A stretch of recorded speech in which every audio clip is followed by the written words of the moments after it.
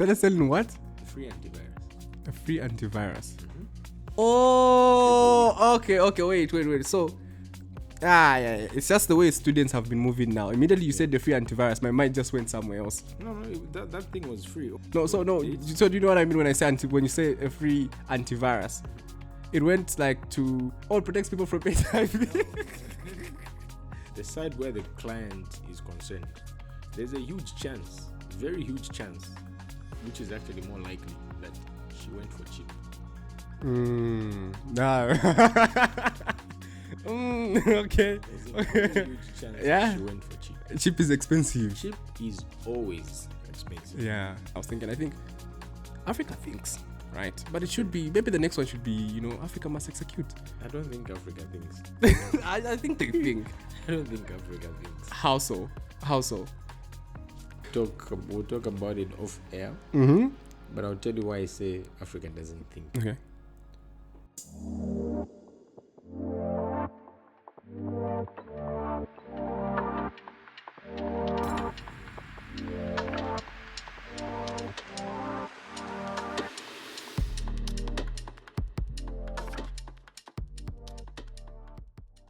So going into university, I applied in the School of Education at the University of Zambia, and I studied Library and Information Studies.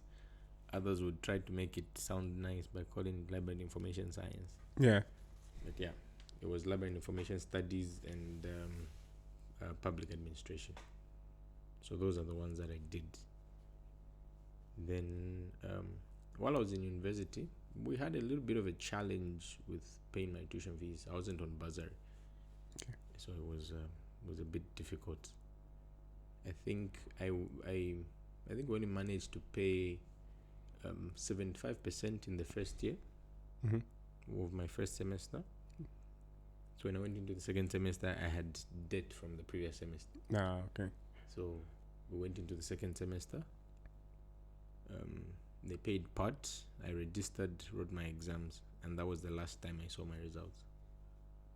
Serious? Yep, that was the last time I saw my results. Sure.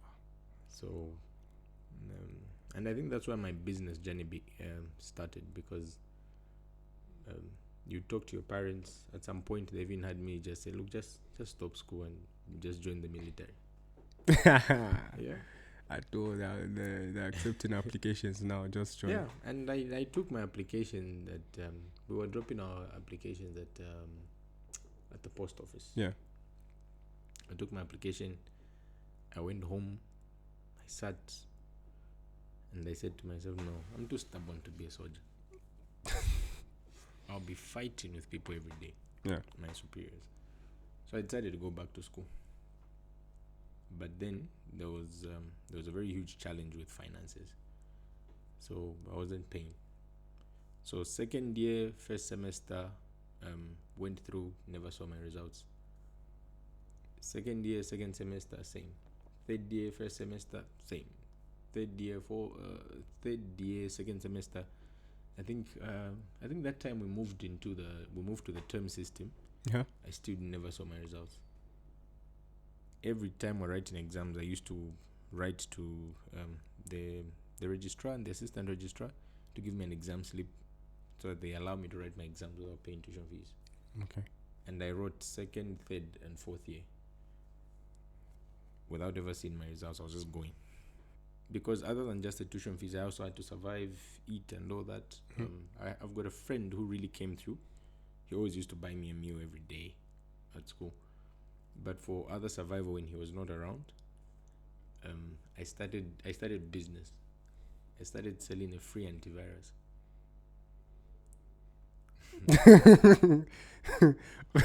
You started selling what? A free antivirus. A free antivirus. Back then, it was called Microsoft Defender. Microsoft. It's still active today on computers, Defender. But back then, we used to download an offline upgrade. Oh, okay. Wait. So, yeah. It's just the way students have been moving now. Immediately you said the free antivirus, my mind just went somewhere else. No, that thing was free. All people had to do is either connect your computer to the internet. So do you know what I mean when I say when you say a free antivirus? it went like to it protects people from HIV. No, that's why because like and I don't know why this connected like that in my head, because lately I've been seeing articles of there's high HIV rates at universities. So immediately you said that like, so I thought maybe it was just a way you were putting it. No. Right. No, nothing medical. It was okay. No, thank you for clearing that. It was a free computer antivirus. Connect your computer to the internet, it will update, or we download an offline update, and then you just go and run it on a computer. This was free, and I used to charge 50 kwacha for it. So you used to capitalize on people's ignorance. Yes, that's what business because selling them a free antivirus, yeah. That's what business is. Anything you're ignorant in, somebody will make you buy it. Somebody will make you pay for it. Okay. So that's how I started business. Yeah. Went into IT, started an IT company, doing security systems, of course, full range of ICTs, computer supply, service and maintenance, networking, all of that stuff. And yeah, that business carried on, and to date it's still running. Okay, you know what's interesting about what you've mentioned, right?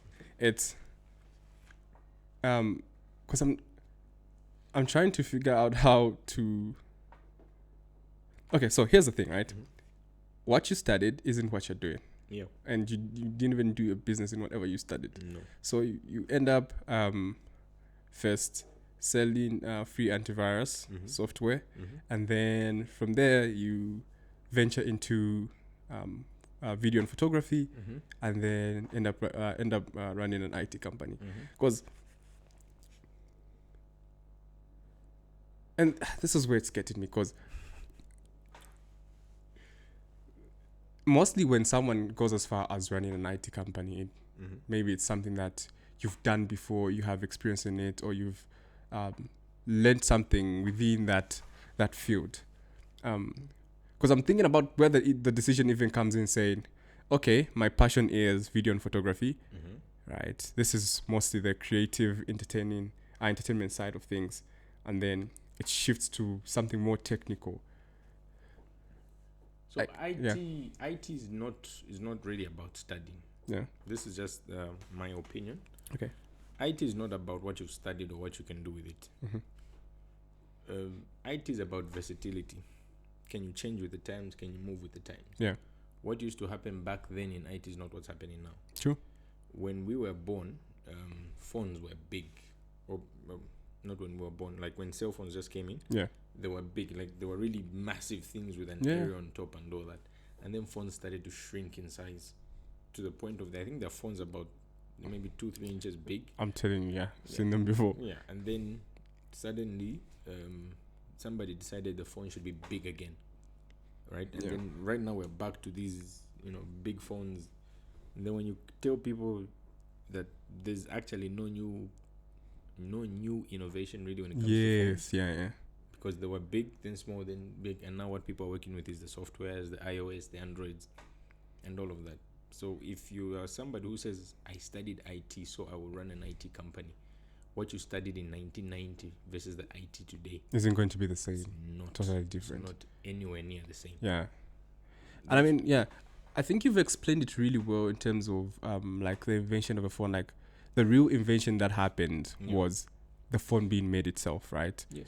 That's the real invention. And anything that has happened since then has just been literally, it's just been addition and subtraction of things. Yes. It's like, let's remove buttons. Let's just make it a screen. Let's increase the size, let's increase the storage. It's been increasing and decreasing. There hasn't really been any real innovation that has gone into I was laughing the phone. At Apple, okay, and iOS. Back in the days, we used to transfer files using infrared. Yeah. It was Bluetooth and infrared. Some phones had Bluetooth and infrared. Some only had infrared. So to transfer using infrared, you had to put the phones together like that. So you look for where the infrared yes. is. Yeah. And what is iOS doing today with AirDrop? You put your phones together and they yeah. So where's the innovation there? Somebody just decided to bring back the forgotten tech.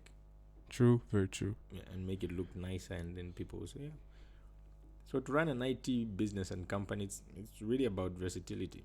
if you look at the biggest tech giants in the world, like Elon Musk, Mark Zuckerberg, all their stories are very funny when it comes to education and IT. Yeah. Mark Zuckerberg dropped out to go and build a software. He was Yeah. studying to build a software, and then he says, I'm leaving, I'm going to build a software. I'm sure his lecturers are like, you're very stupid.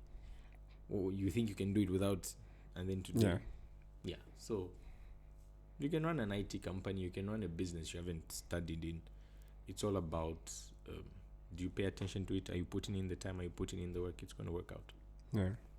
So currently, is that the only business that you're running, or No. you have other businesses? No, got a few other businesses. So I'm farming full time. Uh-huh. We're also we have a company with my father. We are doing medical supplies and diagnostics. Then there's the IT company. Then there's the farming. And okay, and how are you managing your time across all these businesses? No, there's no time off. There's no time off, eh? Yeah, I think that's the first thing. There's no time off. If the IT calls, you go. The medical calls, you go. The farm calls, especially the farming is the busiest. Yeah. So to manage my time, you just have to dedicate time to all of them. If you're going to run one business, you put in your time in that one business. If you're going to run 3, put in your time in the 3 businesses. Yeah. Of course, if you're trying to grow them all at the same time, you struggle, and 1 or 2 are likely to suffer. Only one will. Yeah. So you have kind of to like put your focus into one thing until it grows, and then you can. Yes, usually I advise people to not try and do multiple businesses in the beginning, because I think you're guaranteeing yourself to fail if you do that. Business is about giving in the time. I'll give you an example of people that work for companies. Yeah. They do not pay you for your knowledge or your skill. They pay you for your time. Yeah. Because anyone after you will still come in and replace you and do the same thing. True. So what they're paying you for is for your time. What are they also paying you to do? They're paying you to go to that company and be there and give in the time. Then Yeah. they pay you. So if you're going to be the business owner, you also have to be there and give in the time. Then you get paid. So if you're not giving in the time, the businesses will crumble. I've got a lot of friends who are employed and trying to run business, and each of them keeps saying, I don't think business is the way to go. I don't think, it's tough, and for many reasons, and they'll come out of it. But the truth and reality is that they're just not giving in the time. I got a job with Mate Technologies. Yeah. We used to work at that company. It was a good job back then. I had my own personal holder car. I was a trustee of the boss who would send me around errands and all that. And we used to work. I remember there were times he would tell me, pick me up at 04. And we're going to Ndola. Yeah. And I'd pick him up. And we go to Ndola. And I remember there'd be times he would tell me, start off with a vehicle from Lusaka. So you start off at 5 and you drive to Ndola. Immediately I get there, it puts me on a bus, go back to Lusaka. Ah. Yeah, there were things like that happening. He would leave me with his personal car. Then he'll go to Dubai, go and prepare material for a project and stuff. And then he'll come back. And then if he comes back on a Sunday, you have to pick him up because you're with his car. Then when I left that company, I asked myself, why was I so busy? It's because my boss had a company that needed my time. Yeah. He himself couldn't be in all the places at the same time. So he got people, took their time, and sent them there. Then he pays them for the time. And that's actually very true, because I was talking to a friend and I was telling him, why is it that when it comes to the companies that we work for, the people that we work for, we are able to wake up very early. Yeah. To go, sit in that office, do whatever we are asked, because you are able to put in the time, the effort, the energy. Yeah. But when it comes to your own thing, it's like you're being very reluctant and very lazy, right? Because you see what you said, it's like you are able to get up at 04 to pick up your boss, maybe even drive to the Copper Belt. That's not something as people do for ourselves. That's one of the reasons why people generally fail in chasing their own dreams. when you're chasing your own dreams, there's somewhat no consequence. Yeah. If you wake up late, no one is going to shout at you. No one is True, going to tell very you they'll true. fire you. No one is going to withhold your money. But if you go to your workplace late, It's they'll a whole give you thing. a warning, disciplinary, this will fire you, blah, blah, blah, blah. And ultimately, they'll fire you. So because everyone is afraid of, I'm going to lose my job and my source of income, they'll show up on time. They'll wake up, they'll put in the time. After that, they'll come and complain. My boss this. I'm being overworked. But there's no difference with business. Yeah. Yeah. The only difference with somebody doing business, an entrepreneur and an employee, is when I'm late, my client will give the contract to somebody else. True, very true. And I lose all the income. And if you have employees that need to get paid, you're now creating problems for yourself. So that starts to wake you up. Yeah. Even when you don't want to, it will wake you up. Okay. With what you said, where it's like, when you show up late, right, you end up losing a client, and whatever business you had with them ends up going to someone else because of your performance, your poor performance, or lack of delivery. So today, I was having a chat with a colleague of mine, and she was talking about how, she asked someone who's into construction to make a floor plan for them, right? So she even paid the money, and the guy said, no, I'll deliver, and it's a thing where she's been following up, he doesn't pick up, and he gives excuses. And so we're having a conversation on how we constantly ask people to support our businesses as solo entrepreneurs. And then, but when it comes to us delivering services, we are behind in terms of delivery, how we show up, the work we put in. Because what happens is, wherever that person is going to get business from, rarely do they get business from their posts. If they share it on social media, rarely do they get business from there. They get businesses from people who talk about their work, word of mouth. Because if I ask you for a service, you do it very well, I love it. The next person that's asking for the same service, I'll be like, oh, I did my thing from this person. Oh, someone might visit my house and be like, oh, this is a very good design. Who designed it for you? And I'll be able to use, to refer them to that person and be like, oh, this is the person that did it for me. And actually, not only are they affordable, but, the services are good. Or sometimes we even overlook if their pricing is like very high because the service is so good, right? So, yeah, I don't know what's up with us entrepreneurs most of the time when we're starting off when it comes to delivery. You from two angles. Yeah. Angle number one, let me first start by attacking the businessman, the entrepreneur, right? Yes.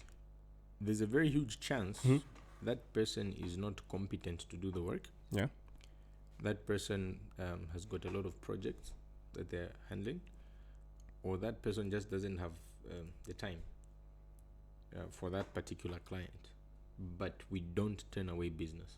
So they exactly. will take the money, right, and then struggle to deliver, then ultimately fail to deliver. Then all the stories, the back and forth, and all of that.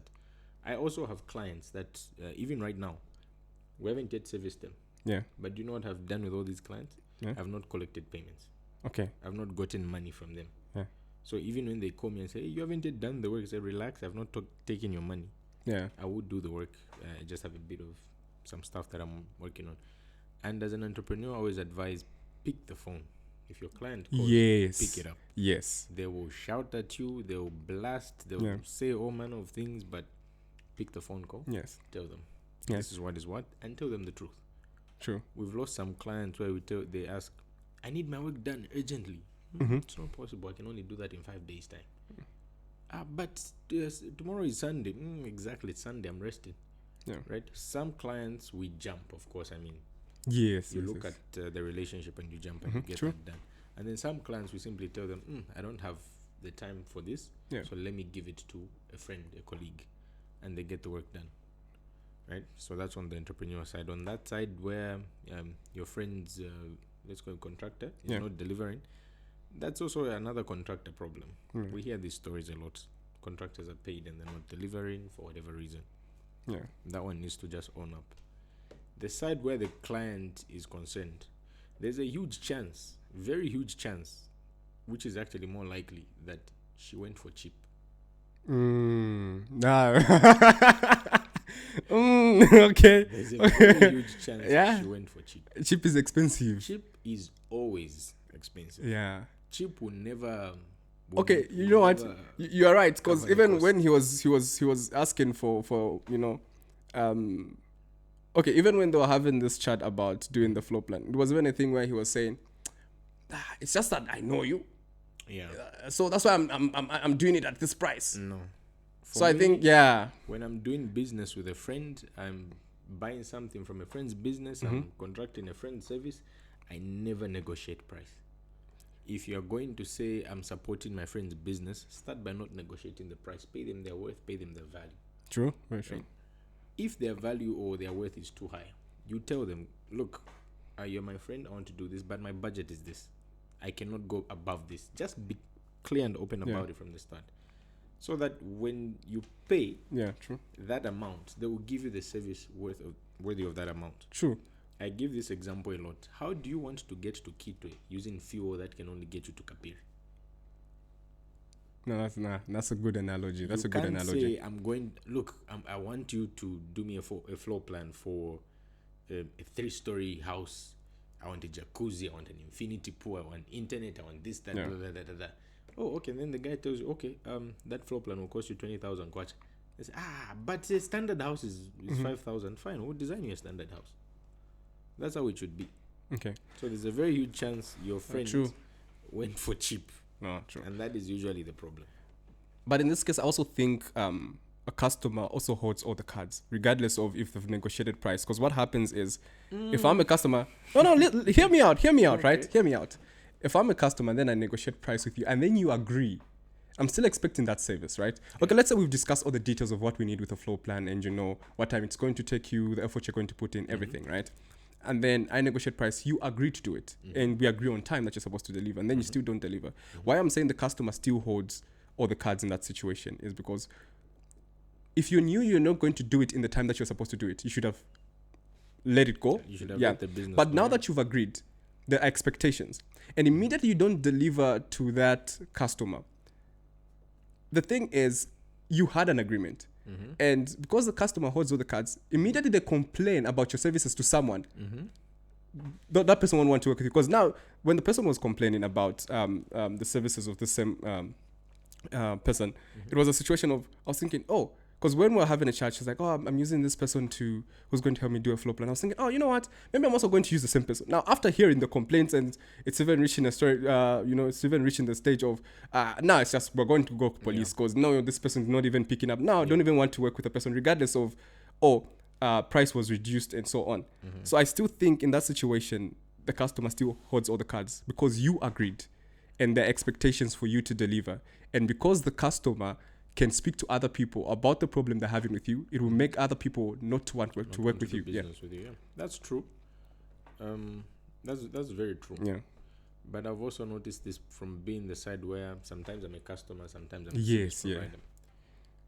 Common trait. The guys that pay big money don't complain. It's the ones that pay little money. The contractor shouldn't have accepted the work if it's not doable in that amount. Right? Yes, on that one, the contractor side, the professionalism of it, you should have denied. Yeah. But the business aspect of it, you don't turn away business. A profit is a profit. A profit is a profit, Right? In that moment, I feel the guy doing the design should have held on to his worth. Say, look, I'm going to charge you 10,000 kwacha. This is what is what. No, but I only have 5,000 kwacha. I will design you a house with 5p. Yeah. And end it there. Yeah, true. But instead, this person may have accepted to do something. Yeah. So when it comes to the customer holding all the cards, I strongly disagree. Yeah. Okay, no, but let me tell you why I disagree. Okay, go on. This common notion has been around that the customer is right. Yes, I even wanted to bring that to ask you, is this, what do you think of this statement? But go on, Let's go to something very simple and common, Hungry Lion. If the customer is always right, why don't you go and cook your own Hungry Lion? Why do you want to buy Hungry Lion? We're going to serve you how we serve. Yes, we're going to our own ingredients in our style, in our own packaging. If you don't like it, go and make your own Hungry Lion. Yeah. So that don't come and bother me and trouble me because you don't like the way I serve. Service-based jobs are they're very stressful. I remember this one time, I was in university, then we closed, then I went to, I applied for a job at a filling station, engine. So that time, I used to be a fuel attendant after high school at that filling station, so I had good rapport with the manager. So I said, okay, we're setting up a Zesco booth, you can be working in the Zesco booth. So I was working in the Zesco booth. A man came, and the system was slow. Not my fault, the system. The system. And this man blasted at me left, right, and center, ruined my whole day, right? Then right after him, mind you, this guy is now from belittling you, he's insulting you, he's saying all kinds of things at you, right? So you're now angry, you're upset, you're stressed, whatever. Then the next guy comes and he says, 30 kwacha. I want electricity for 30 kwacha. And I punched 300. Right? This is simply because I'm stressed. Not because I didn't know what I was doing. I had been working in here, so I know what I'm doing. Yeah. But somebody has stressed you in that moment, then I punched 300. I tried to rectify it with my boss. My boss said, nope. And this guy says, hey, me, I don't have money. Right? So this guy who came to buy electricity worth 30 kwacha and he walks away with 300. 300 kwacha, and I had to pay that off. Sure. Right? So they deducted that from my salary. Now, did I honestly make that mistake because I wanted to? No. I was simply stressed by somebody that was shouting at me for something I didn't cause. If the Zesco system is slow, how's that my problem? I'm just here, look, I punch, here's your electricity. And then this man comes and shouts at you. So you're going to find that many times when you go to a business or a place where service is concerned, you're likely to find different attitudes. You don't know what the guy before said to this person. Very true. Yeah.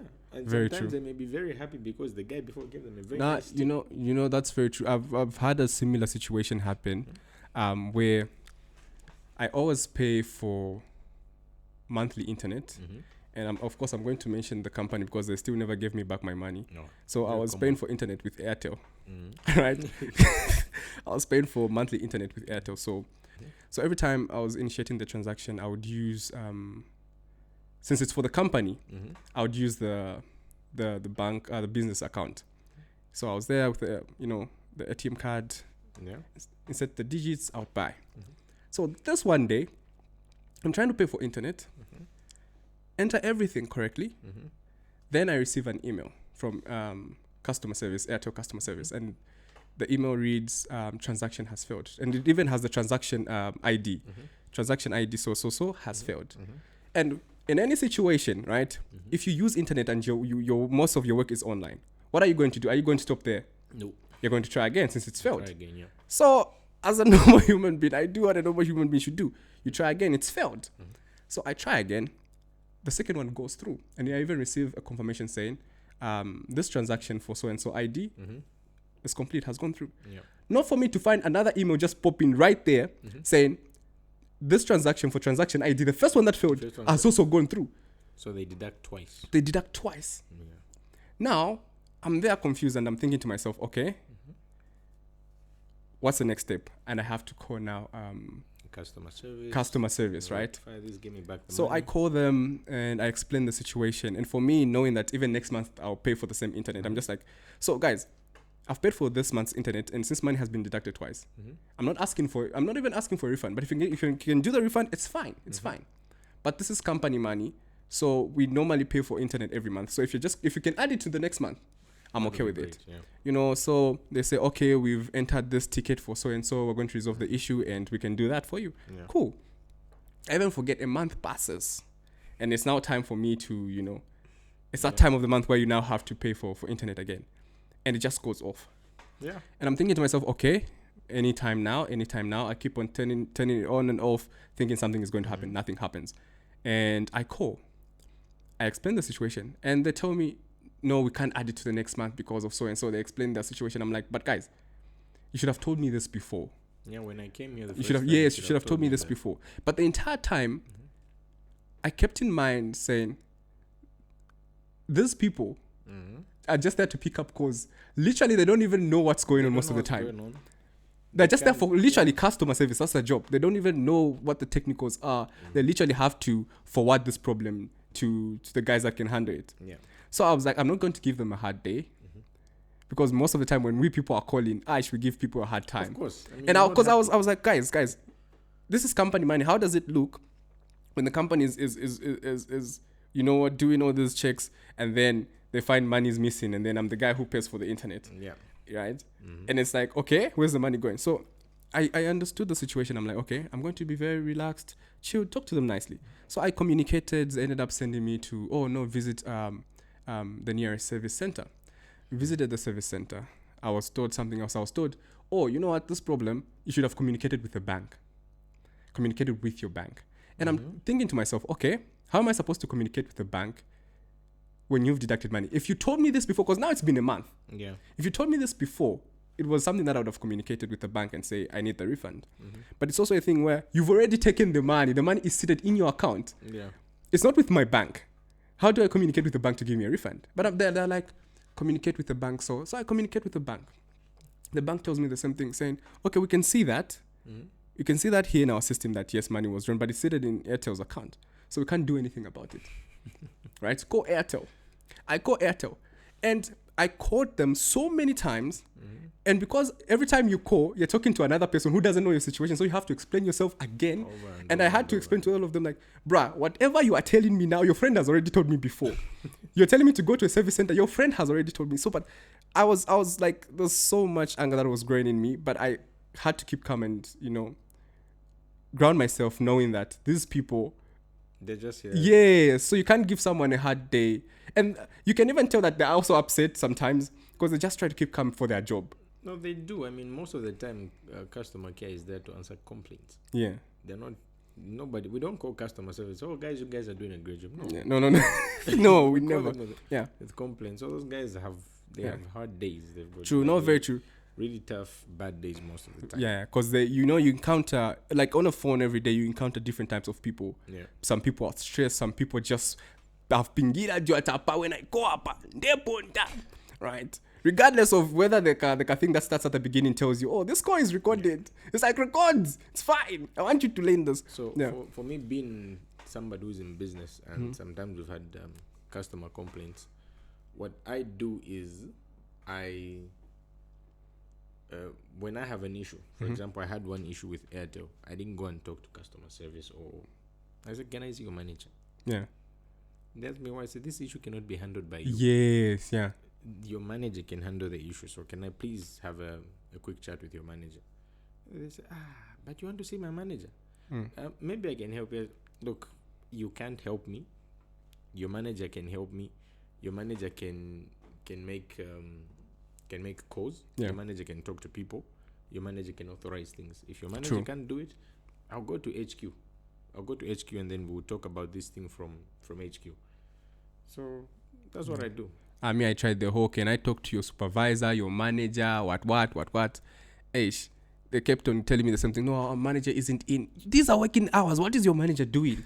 Working hours that our supervisor, our manager isn't in. So to this day, that issue it's been I think 3 months. That issue has not been resolved. Yeah, in most instances they don't, because I think I also have a situation with a bank like that, where our domain service, we made the payment, money was deducted, the other side did not receive, and they confirmed, look, we have not received the money, so talk to your bank.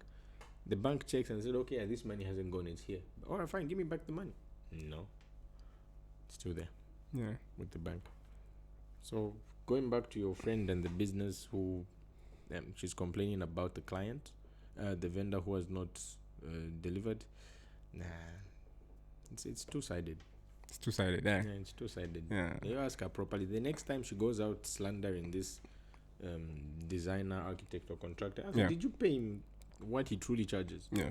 Because sometimes, actually, if not sometimes, all the time, when you're complaining to somebody about a business or a company or something that has done something, you never tell them that I paid less. Definitely, yeah. Say, look, his charge was 12,000. I paid 10. No one will ever say that. They'll just quickly shout, and then I know people that have got some issues with clients, where the client negotiates so hard, then they give the client what they negotiated for in the money, and then the client comes to complain. No, I've been told this is who told you that? Oh no, I consulted with their friends, but did you tell them that this is what you paid? No, they don't. And you see, sometimes we even bring in, sometimes as customers, we even bring in a religion to the, we're even like, chankon mtengo wa kuchurch. No, there's no such thing there's no such thing as a church budget. This is why I say, why do you want to go to Ndola or Kitwe with a Kapiri budget? You won't make it. Sure. You won't make it. If you say, look, I want to go to the Copper Belt, pay the full price. If you want to go to the Copper Belt, you want to use a vehicle, buy the fuel needed to go to the vehicle. If you want to go using public transport, pay the ticket fare too. Yeah. You get your destination. You will never get there paying half price. Very true. You never get what you want paying half price for what you want. No, that's true. And in business, this is something we suffer. We used to suffer a lot with that. Where you're a growing business, you want to get the business, but then this client just won't pay the money they should pay. And then you accept the money, you do the work, and you discover that they pay you 3,000 kwacha and you've only made a profit of 200 kwacha. But because you were desperate to get the business. Yeah. It's important in some cases when you're trying to build portfolio, your company profile name, and so that you get some clients. But where it's not doable and it's not making financial sense for you, I advise every growing businessman or entrepreneur, don't do it. Yeah. Just don't do it. Simply tell them the truth, I can't do it. And that's it. There are certain clients we've quoted, they ask for a quotation, and then they ask you, why are you so cheap? You look like you can't do it. Because your quotation was very low. Mm-hmm. They compare the others. Look, these guys are charging 10 million. Those guys are charging 11 million. These guys are charging 9 million. Why are you charging 5? Yeah. No, that difference is too much. We think you will not be able to do it, so they'll not give you the business. I see. So you just have to know your worth, know your value. Quote what you feel is your value. Quote what you feel that will make financial sense for you and the business, and you give. Yeah. If the client cannot take it, they were not the target market. True. Never make a business decision when you are desperate for money. True. Because then, the only thing that's on your mind, you are not making a calculated decision. You are thinking mostly about the money, how much you're going to make right now. You're not thinking about the long-term implications that agreement will have. You have to make a calculated risk. Because once you make a decision out of desperation for money, when you're going to a deal, let money not be the first thing that yes, money is like key. That's why we're even making this deal in the first place. Yeah. But immediately the first thing is the dollar sign that you see. Here's a little question, right? Here's a little question. What are you doing the business for if not for the money? Right? Yes, I mean, there's so many cautions and all that about being too desperate for money, being hungry for money. But what are you doing the business for if not for the money? Are you trying to be a good Samaritan to give back to the... Yeah. No, true. I mean, when what you said is true. We all get into business for one selfish reason, right? There's always a selfish reason to why we get into business, which is the money. Even working, there's a selfish reason to it. Yeah, it's always this, you want to make money out of it. No one gets into business and saying, I want to lose money, I want to give away money. Yeah. Unless you want to be NGO. But if you're just a proper business, a for-profit business. NGOs, man. Yes. But you see, if you want to be like a for-profit business, you want to make money. Anyway, I would like to take it back to when you were in university, right? You sold free antivirus software, right? So when I was listening to you talk about that, one of the things that I could pick up was you having less of a consumer mentality. Because it's only someone who's not like, who has less of a consumer mentality, who's thinking of, I'm going to sell someone, free antivirus software, right? And then because some of us are not thinking about producing or providing a service, we're thinking of consuming, we're like, oh, you know what? I'm buying this. So, yeah. Like, how does one develop that, like, less, having less of a, consumer mentality? Because I think most of us suffer with that the most, right? I think it's got a lot to do with a person's character and where they come from. Yeah. If you're somebody who's grown up in abundance, it takes a lot of life lessons and teachings from the people that have raised you for you to have that mentality. If you come from a background of not having, it takes very little to be taught that you need to produce and not consume. Because everything you had growing up or in those tough times was so little that even if you consume, it does not satisfy you. It does not get you to where you want to be. Yeah. You consume today, tomorrow you're worried. You consume today, tomorrow you're worried. Eventually, I think that is likely to make you start thinking, I need this consistently. Yeah. I need to be able to feed without worrying. I need to be able to cover that cost without worrying. So that consumer mentality has got a lot to do with character. The character that you've built for yourself. Your upbringing, your lessons in life, what you have seen, what you want to do, what you want to become. I laugh a lot at people who do medicine. Yeah. Okay. Why so? Do you not see, like, do these people not see the riots, or is it the strikes? Doctors say we're not going to work because we want improved service. I'm like, you don't see that? And then tomorrow you hear, oh no, there's 2,000 doctors graduating. Well, there was 4,000 crying that there's no job. Yeah. And then this child says, I'm going to study medicine, right? So I'm now thinking, does this person look at the world and think? Maybe it's hope that the system will change. Things will hoping change. that the Things will system get better. change? Well, the world population is increasing, right? Uh-huh. I don't think the number of hospitals are increasing at the same rate as the... True. Right. So even if the hospital says, okay, back then we used to be able to treat 200 patients, we're now able to treat 400 patients. Do they have the facilities for that? Yeah. No, true. Starting with the building and the manpower. Yeah. Right? And then does the government have the money to pay all these doctors? Because those are their biggest complaints. The hospitals are not enough. We don't have this. We don't have that. There's no medicine. There's none of that. And then the doctors will be complaining, say, we're not being employed. And then the government will come and say, there's no money. Our budget is tight. We need to get that loan. Right? Yeah. So there's all that is attached to being a medical doctor that people in medicine, I don't think they look at. Yeah. Whereas if you look at people that are studying engineering, Zambia is a developing country. True. So there's a lot of construction happening. So those guys, that's why engineers look like they've got so much money.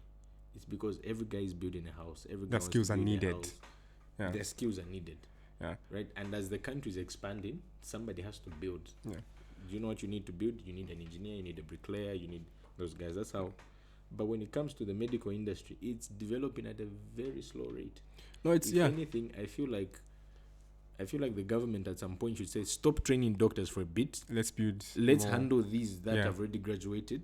We give them jobs. And then, do we have enough jobs? Because there's also issues of experience with medicine. Yeah. You have to practice for a certain number of years. True. Before they can be considered a specialist, a senior doctor, and all of that. When those guys achieve that status, train more doctors. And then you carry on like that. Yeah. That's why I also think Ziali fails lawyers on purpose. Okay. Because, think about it. How many law firms are actually out there? Look, because even for somebody to own a law firm, they have to practice for some years. Yeah.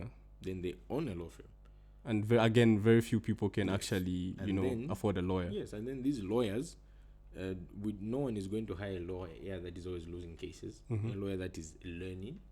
True. Everybody will say, "What? Can you win this case? I need to win this no case." one wants to end up somewhere.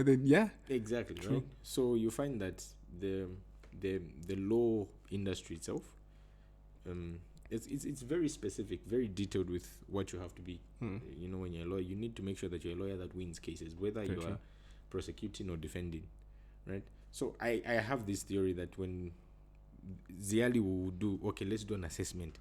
How are people doing in the industry? Yeah. Which law firms have got lawyers? Do we want these guys out there without the necessary experience, without having been trained properly? They'll be out there as lawyers. No one will hire them. Very true. Yeah. Right? So what do? Keep them in Ziali. Make sure they don't pass the bar until they game. Because while they're studying Ziali, I think most of the lawyers I know would be in Ziali. And they'd be working is it a paralegal somewhere? Okay. They'll be doing some pro bono work at legal aid. They'll be working at the judiciary. They'll be working for some law firm, running around pushing papers and things like that until they graduate. Yeah. Then they become an advocate and all of that. Yeah, but I think the example that you've used with hospital is like very good in terms of there are very few hospitals or clinics out there. Yeah. And more patients. These hospitals are severely and critically underfunded. Yes, and there are more patients and more doctors, but few facilities. There's more facilities. So that's why some of us, I don't even bother going to the hospital or to a clinic because I'm thinking, I'm just taking up space. There's someone who has a serious condition, and now there I'm in line. Someone is next to me. They need to be attended to much quicker than. So some of us just sit home like, our Father, we will be fine. We'll see what happens. We'll see by the grace of God. So certain you just have a issue because there are people who are like, oh, you're having a migraine. Let me go to the But another example is true. Yeah, so that consumer mentality is just look at life. Do you want to be there or do you not want to be there?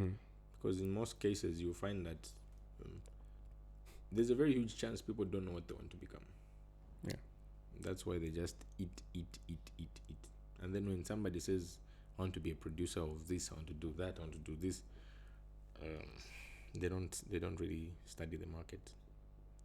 Yeah, they'll look at a guy selling clothes. Hey, that guy is even bought a Benz selling clothes. Let me start selling clothes. Think about it. No, nowadays it's like everyone is selling shoes. Everyone is selling iPhones. No, but it's like everyone is jumping into the same business. It's oversaturated. But you know why those businesses look like they're booming? Yeah, everybody wears shoes. Yeah, true. Everyone wears clothes. Everybody wants to have a phone. So there's somebody making a sale all the time. You just have to pick your target market. You just need to know how you're going to sell. Mostly businesses is about being aggressive with sales. True. If your business can't sell, it's not a business. If you can't sell anything, you're not doing business. Yeah. If your business can't sell its services, its products, there's nothing you're doing. I also think one of the skills every entrepreneur should learn, if you're just saying I'm getting into a business, is sales. You have to be able to sell. You have to be able to sell. Like that's like the major thing. Do you know why people farm maize? Yeah. Because FRA will buy. Yeah. And all you need to do is just go to FRA and say, hey, I've got 50 bags. They'll buy. But now, do you know why not everybody is farming things like potatoes? Because everyone thinks, we have potatoes has taken over the market. So they get scared. They think, oh, no one's going to buy from us. So do you know how many people are producing potatoes every day, every week, every month, every year? Many, plenty. Yeah. And somebody will look at that one bag and just assume it's something else. Hey, but how is that guy making? He's selling. That's all. He's selling. You harvested your potatoes and you put them in a storage shed instead of going to sell them. So sales is very important. Sales is very important. Particularly, I like to say aggressive selling is very important. It's very, very important. With our farming business, we do broiler chickens. And I've got this one rule that I tell myself. When the chickens are ready, they should never stay more than 3 days. They have to go. They have to go in 3 days. They have to go in 3 days because we start selling on a Friday. By Monday, everything should be gone. By Monday itself or Tuesday, we should be preparing for the next batch to come in that Friday. That is how the business has survived. We've been doing that for 2 years now. And that's just the way it is. If you can't sell with your business, you're not doing anything. You're not doing anything. The other side of the agro-business is the pigs. Even those, we've made sure that we've set it up that by the time we say it's 6 months, it's time to sell, we give ourselves 2 weeks maximum. All of these should be gone. Yeah. So setting targets for yourself is very important. You have to set a target. A business without targets is going to crumble. You will not make it. You're going to have this product and service that you don't know what to do, when to do with it. No. Products expire. They move with time. Every year, iPhone releases a new iPhone. Every year, Samsung is releasing a new Samsung. So how long do you think the iPhone you have will last? So you can't hold on to it forever. Even the product and business that you're selling, you can't hold on to your product forever. You need to have a sale time because I think everything has got a, is it a shelf life? Yeah. Everything has got a shelf life. Everything has got a lifespan. No, I think you've put it in a very interesting way when you say aggressive sales. Because when you think about it, there are so many people that, let's say Apple will release a phone this year. Very good, up to date, works fine. Next year they'll release another phone, and someone who bought a phone for this year will still buy the next year's one. there's no problem with the phone that they have, but they'll still get up and buy that other phone. And I think it's how it's sold to them. Yes, it's how right? it's sold. Apple Because there's sells- no need, not where you're sitting. Like, there's no need for you to actually get up and be like, this phone has a problem. Like, the only time I'm thinking of someone getting a new phone is when it has a problem. Like, oh, it's not working fine. Because even when it has a problem, next thing you're thinking of is fixing it, not buying a new phone. But people, you find that someone has a phone that's just was just last year, was released last year, but they're trying to get a new phone, and those company even know it, saying, we have a phone that works fine, good quality, does everything, but we're still going to release another one next year. Yeah. So those guys are the ones who sell their brand, not the product. Yeah. If you look at, I think iPhone stopped changing at iPhone 12. Yeah. I think having an iPhone 12 and having an iPhone 16 is very True. very minimal difference. But Apple tells you that it's an iPhone 16. It's got a Type-C charger. It's got this, it's got that, and somebody will move. If as a business you're not selling your product, your brand must be something that people desire. Apple and Samsung sell dreams. Just make you feel nice. True. About having. That we buy these ones for aesthetics.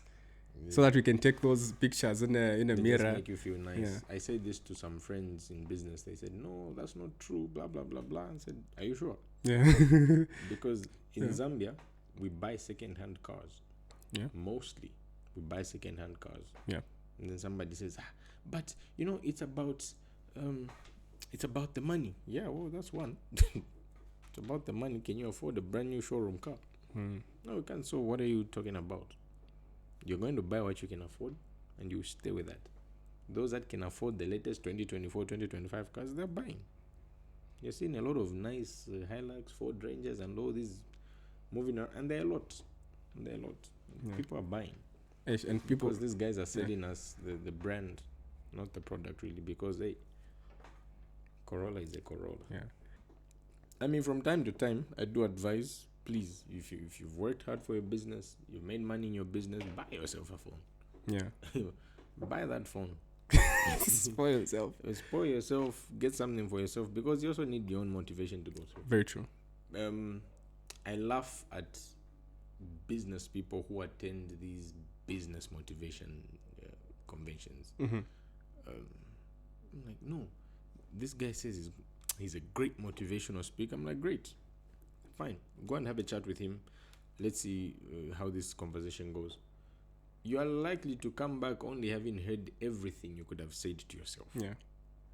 Everything you could have looked into the mirror and told yourself you can do it, you're going to do it, blah, blah, blah, blah. Yeah. True. Yes, people are advised to read books.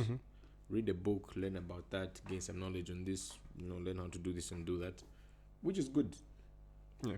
So if you can read the book, why are you going to listen to somebody tell you to read the book? If you can read the book, I mean, I think almost everybody in business knows about a few books like Rich Dad, Poor Dad. Yeah, I think those true. are like very common books.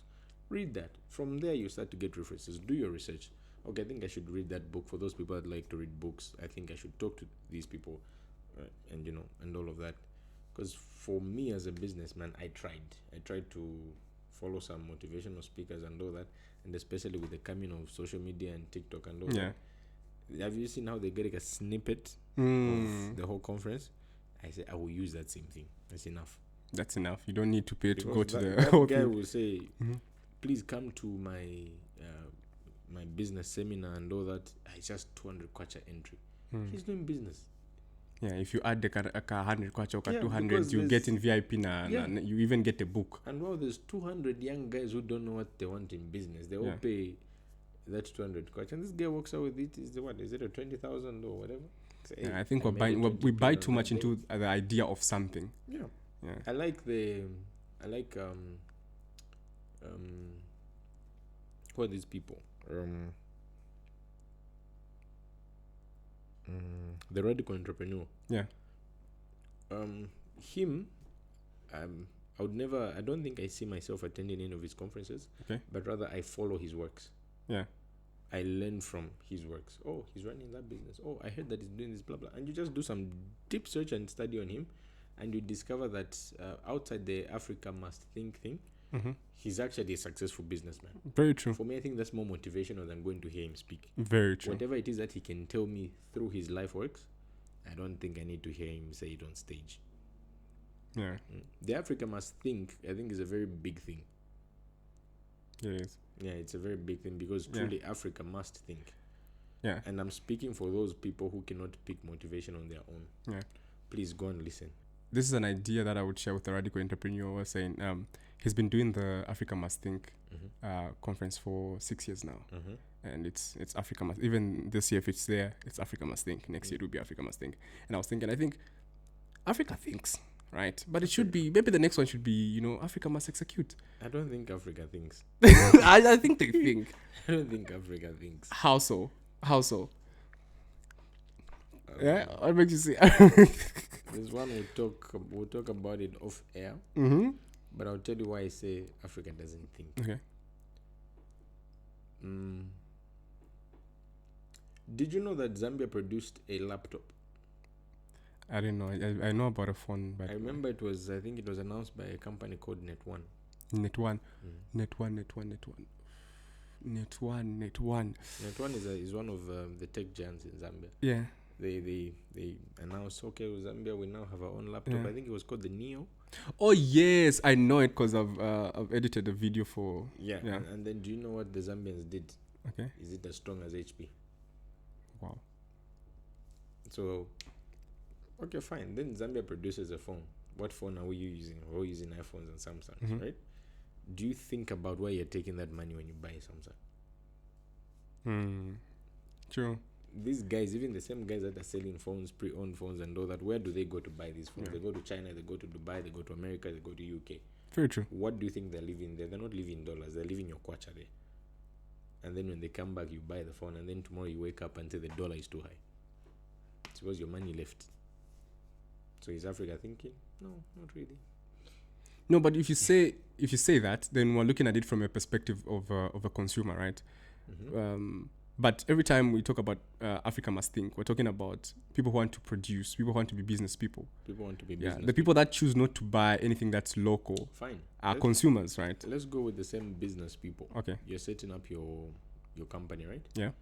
When you're going to buy furniture, where do you go? You go to China Mall. Okadeco.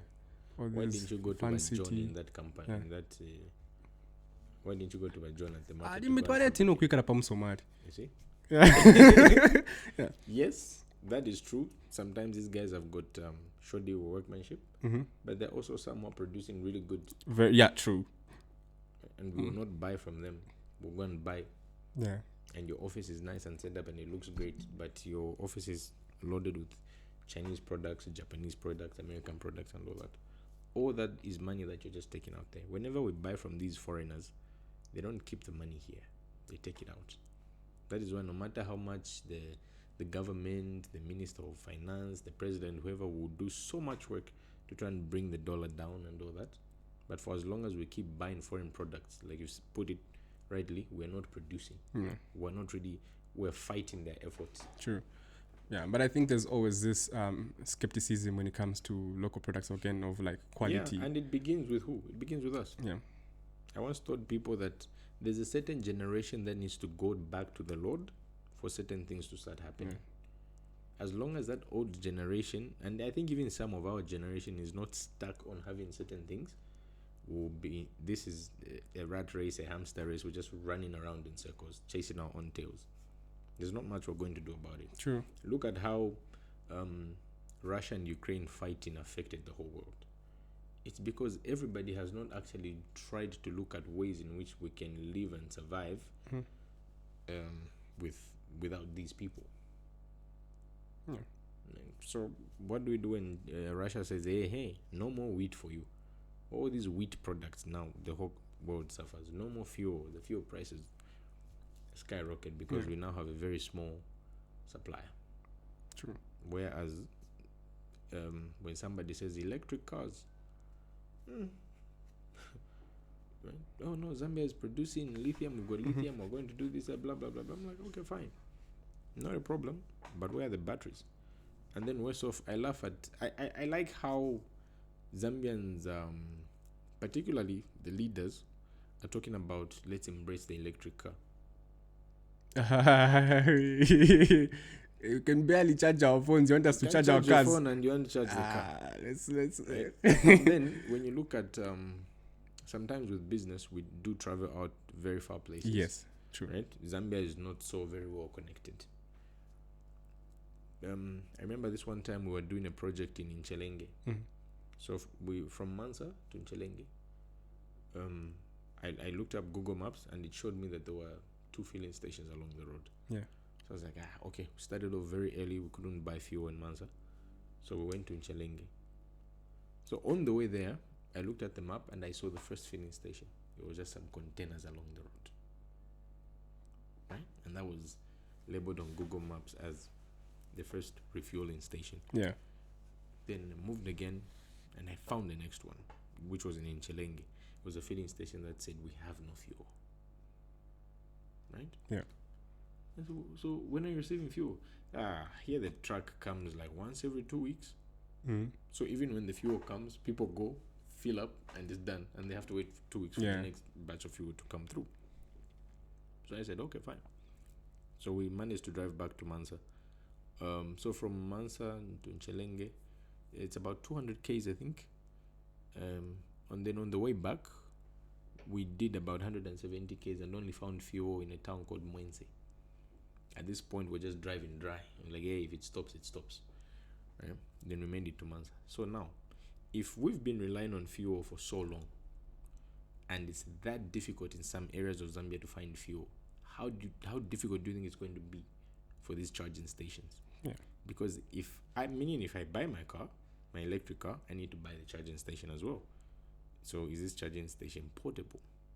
Because wherever it is that I'm going, I need to be able to charge that to charge the car, or connect it somewhere for it to charge the car. And then you go to this place that has got 8-hour load shed. And so meaning you are stuck. Say, look, if I'm going to charge the car, it's either I charge it during the day or I charge it at night. Yeah. So now you are. And if you forget to plug in, and if you forget to plug it in, or there's a power outage, you're stuck in that place. Now you have to start explaining to clients, I can't move because I can't charge my car. So what are we doing with charging with rechargeable vehicles? Yeah. And the thing about Zambia, which is not so very linked, as a businessman, I don't think I would want to have an electric car. Okay. If I'm traveling, let's say a full charge takes 4 hours, right? And then I'm driving to Kasama from Lusaka, right? And then it does 600 k's, the full charge. By the time I'm getting to Mpika, I would have done about 600 k's. So I need to recharge my car. Yeah. So I have to stop in Mpika for about 4 hours before I can get to my destination. Whereas with a fuel car, I have to stop for 5 minutes to refuel and done. You're gone. Yeah. So, yeah, those are some of the things when it comes to the Africa must think that I think people are not really thinking about. No, sir. Thank you very much for your time, for making time to join us today. No, thanks. It's been a great chat, and I personally have learned something. So